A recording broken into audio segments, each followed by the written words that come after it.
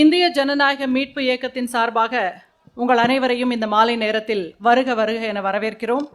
இன்றைக்கு நாம் ஒருங்கிணைத்திருக்கக்கூடிய இந்த கருத்தரங்கத்தின் தலைப்பு இன்றைய அரசியல் சிக்கல்களும் தீர்வுகளும். நாம் இது குறித்து இன்றைக்கு விரிவாக பேசப் போகிறோம். நம்மிடையே இன்றைய கருத்தரங்கத்தில் வரவேற்புரை வழங்கவிருக்கிறார் பேராசிரியர் சிவப்பிரகாசம் அவர்கள். அவரை மேடைக்கு அன்புடன் வரவேற்கிறேன். இந்திய ஜனநாயக மீட்பு இயக்கத்தின் தலைவர் பேராசிரியர் கருணானந்தன் அவர்கள் விரிவாக இன்றைக்கு இந்த கருத்தரங்கத்தில் பேச இருக்கிறார். அவரை அன்புடன் மேடைக்கு வரவேற்கிறேன்.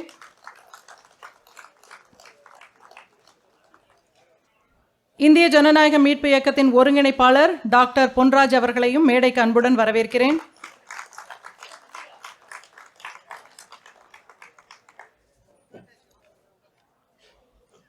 அடுத்ததாக இணை ஒருங்கிணைப்பாளர் திரு பாலமுருகன் அவர்களையும் மேடைக்கு வரவேற்கிறேன்.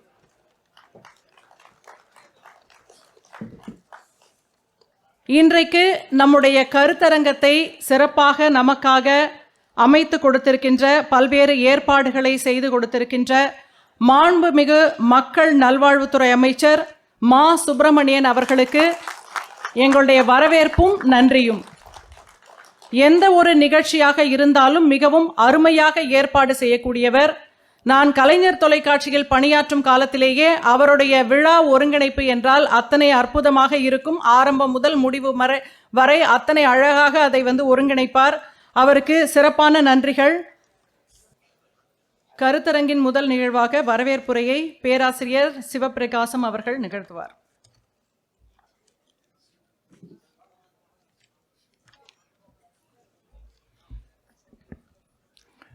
எல்லோருக்கும் மாலை வணக்கம்.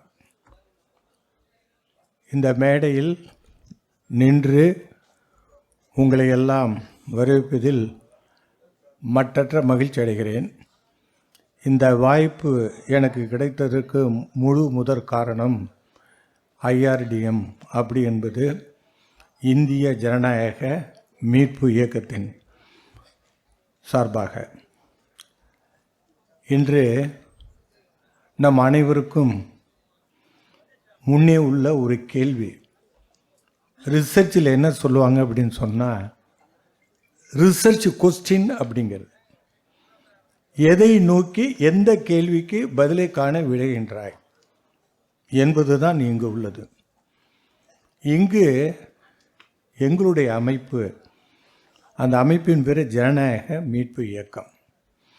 இயக்கம் என்பது men may come, men may go, but I can go ever அப்படின்னு ஆறு சொல்கிறது. கவிஞனை தேசிய வினாம்பிள்ளை சொல்லுவார். காடு மலைகளை கடந்து வந்தேன், இரவு பகலை பாராமல் வந்தேன், நில்லு நேரம் எனக்கு இல்லை அம்மா, நீண்ட வழி தூரம் போக வேண்டும், என் ஆழி இறைவனை காண வேண்டும் என்பது 24 நேரமும் இயங்கி கொண்டு இருப்பது இயக்கம். அதனுடைய தொடர்ச்சி தான் இங்கு.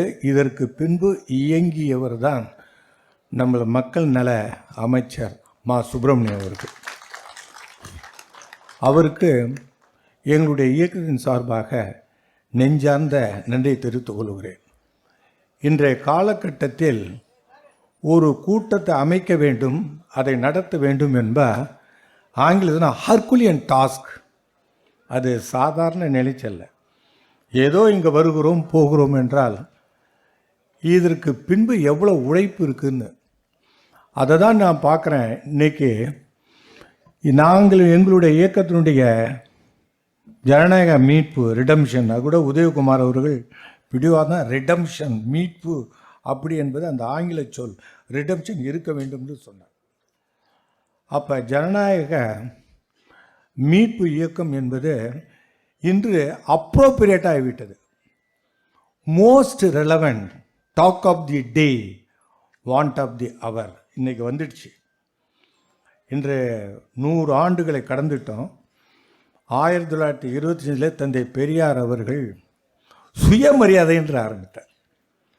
அதெல்லாம் கடந்த 1944, 1949, அப்புறம் 1960 ஆட்சியை பிடிச்சி அப்படியே வந்துக்கிட்டு அப்படியே இயங்கி 100 ஆண்டுகள் கண்ட ஒரு சரித்திரம் படைத்த ஒரு இயக்கம், ஒரு கட்சி அந்த மாதிரி வந்திருக்கும்போது ஒரு இணை இயக்கமாக தான் எங்களுடைய ஜனநாயக மீட்பு இயக்கம். இதில் தலைவராக இருப்பவர் வரலாற்று பேராசிரியர் அவர்கள், கருணானந்தம் அவர்கள், மெத்த படித்த மேதாவி அவர்கள், சிந்தனையாளர், எழுத்தாளர், இயக்கவாதி, அதே போலவே ஒருங்கிணைப்பாளர் பொன்ராஜ் என்பவர் நல்லா தெரியும், நாடறிந்த அறிஞர். அவருக்கு நேரம் இல்லை. எப்படி ஆறு சொன்னதோ அது போல் அவருக்கு நில்லும் நேரம் இல்லை. ஓடிக்கொண்டே இருக்கின்றார், இயங்கி கொண்டே இருக்கின்றார். அவர் தான் ஒருங்கிணைப்பாளர். நானும் ஒரு செயற்குழு உறுப்பினராக இருக்கின்றேன். பாலசுப்ரமணியம் இருக்கின்றார்கள், மற்றவர்களும் இருக்கின்றார்கள். அப்போது இந்த நிகழ்ச்சியை, இந்த கருத்தரங்கம் நடத்த வேண்டும். அதுவும் என்ன, அரசியல் சிக்கல்களும் தீர்வுகளும், பொலிட்டிக்கல் அப்டக்கிள்ஸ், நம்ம பிரச்சனைன்னு சொல்லுவோம், அதை தமிழில் சிக்கல்கள், தீர்வு, சொல்யூஷன்ஸு தீர்வு அப்படிங்கிறோம். இன்றைக்கி என்ன ஆயிடுச்சு நமக்கு, எனக்கு திடீர்னு நான் திராவிட இயக்கத்தில் ரொம்ப ஈடுபாட்டோம். கலைஞரால் திராவிட இயக்க ஆய்வு மையத்தில் பேராசிரியராக இருந்த பல புத்தகங்களை நான் எழுதியிருக்கிறேன்.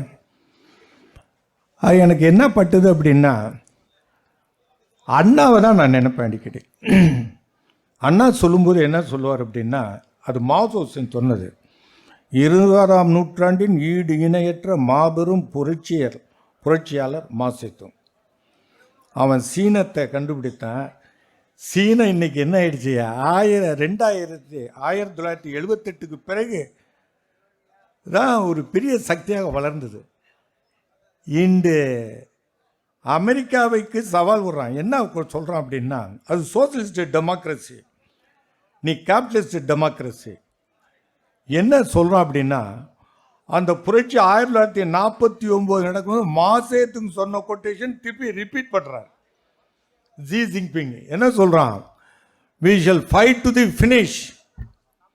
We are prepared to face not only trade war but also real war. சொல்லுக்கு சொல்லு, பல்லுக்கு பல்லு, கண்ணுக்கு கண்ணு அப்படிமா. அந்த மாதிரி ரெடி டு ஃபைட். அதை கொடுத்தது எதுங்கிறீங்க, அந்த மக்கள் ஆட்சி தான்.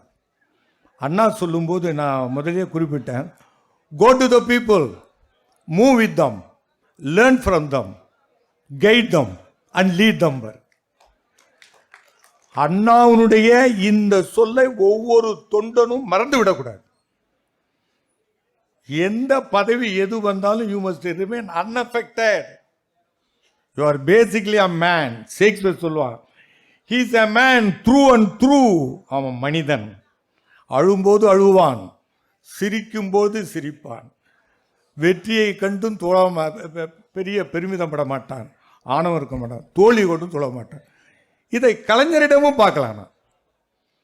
கலைஞரும் உழைப்பு அதே இன்று தளபதி ஸ்டாலின் அவர்களிடம் வந்துவிட்டது.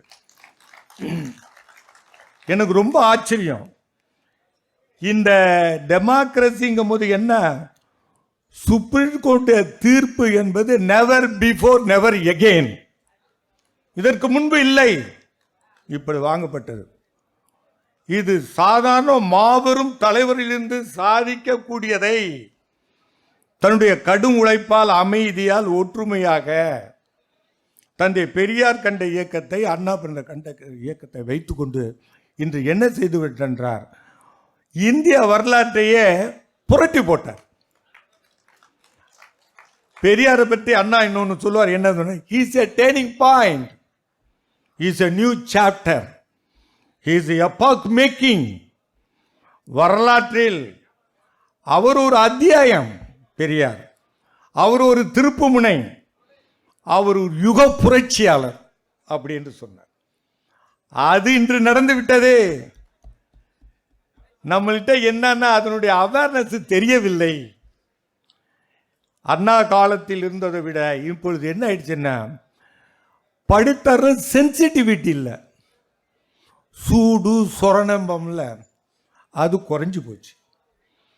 இது சாதாரண சாதனை இல்லை. அவன் ஒவ்வொரு ஓட்டையும் சரியான ஆப்பு சீவி இறுக்கி விட்டான்.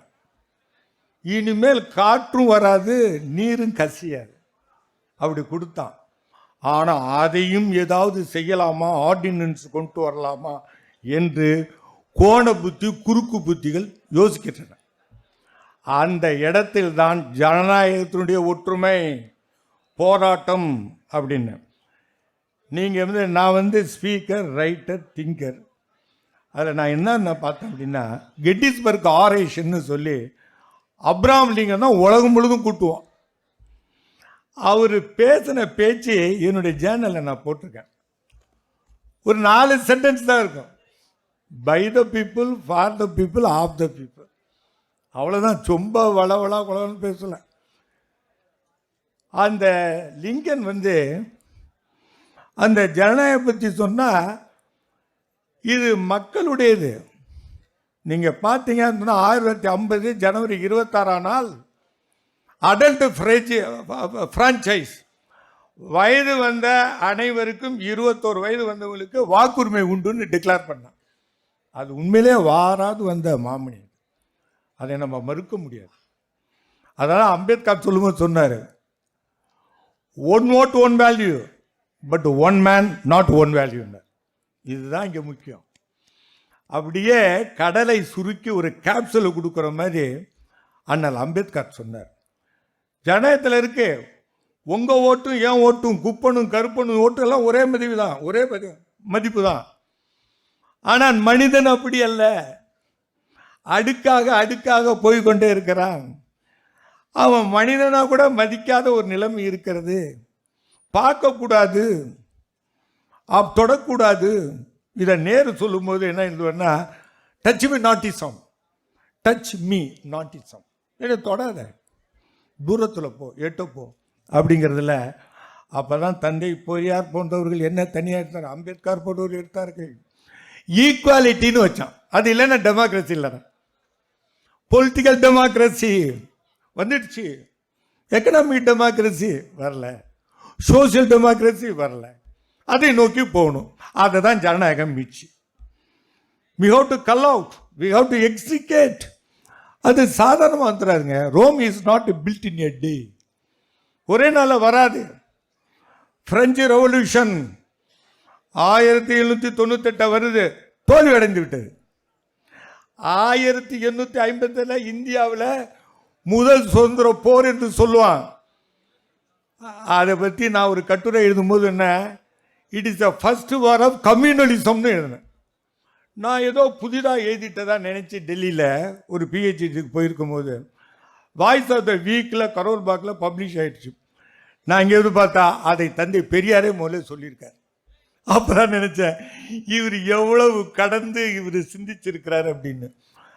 அப்போ என்னன்னா, மாட்டு கொழுப்பும் பன்னி கொழுப்பையும் வச்சு 2 மதத்தையும் கிளப்பி விட்டு அடித்து சண்டை போட்டுவிட்டு கடைசியில் யாரை வெற்றி பெற்றார்னா, இஸ்லாமிய அரசர்களும் இந்து அரசர்களும் பெனிஃபிட் பட்டான்.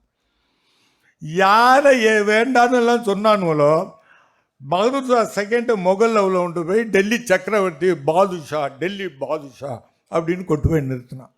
இல்லை யார் பெனிஃபிட்டு?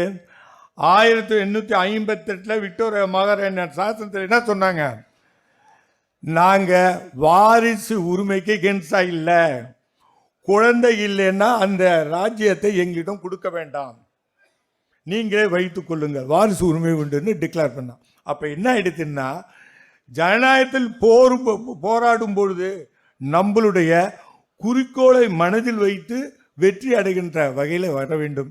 எனவே அதற்கு வழிகாட்டியாக, சிந்தனை இயக்குநர்களாக, சிந்தனை கிடங்குகளாக இந்த இயக்கம் இருக்கிறது என்பது கூறி இங்கே வந்த அனைத்து அனைவருக்கும் வருக வருக என்று வரவேற்று அமைகிறேன். வணக்கம்.